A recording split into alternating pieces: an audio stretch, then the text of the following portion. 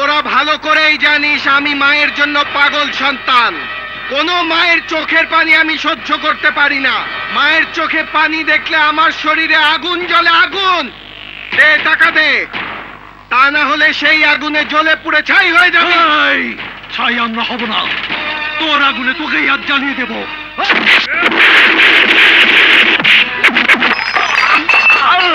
মাশাআল্লাহ রে।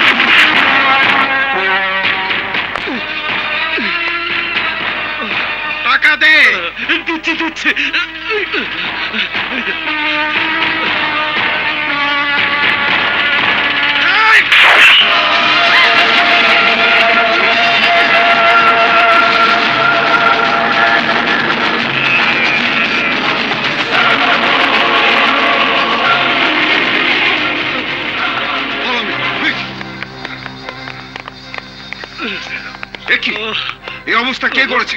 স্যার আমাকে বাঁচান স্যার। সিপাহী, দিনে দুপুরে সবার চোখের সামনে এত বড় সন্ত্রাস কে করেছে? চুপ করে থেকো না, জবাব দাও। মুখ না খুললে তোমাদের সবাইকে ধরে থানায় নিয়ে সন্ত্রাসী কেসে ফাঁসিয়ে দেবো। বলো, জবাব দাও। আমি বলছি স্যার। তুমি? আমি আয়না, পাশের বস্তিতে থাকি। এই ঘটনা রাজা ঘটিয়েছে, আমি নিজের চোখে দেখেছি। রাজা? আদালতে দাঁড়িয়ে সবার সামনে তুমি এই সত্য কথাটা বলতে পারবে?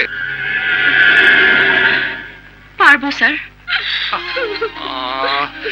কান্দাকাটি কইরেন না, রাজায় গেছে, আপনার টাকা ফেরত পাইবেন। এই টাকা না হলে আমার মেয়ের বিয়ে হবে না। ওই যে রাজা এসে গেছে, আসেন।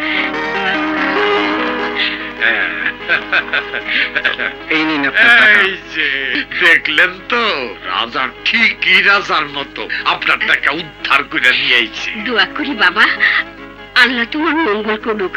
এখন চলে, রিক্সায় গিয়া বসেন, আপনার পৌঁছায় দিয়ে আসি। ওনার পৌঁছায় দিয়ে আসি ভাই।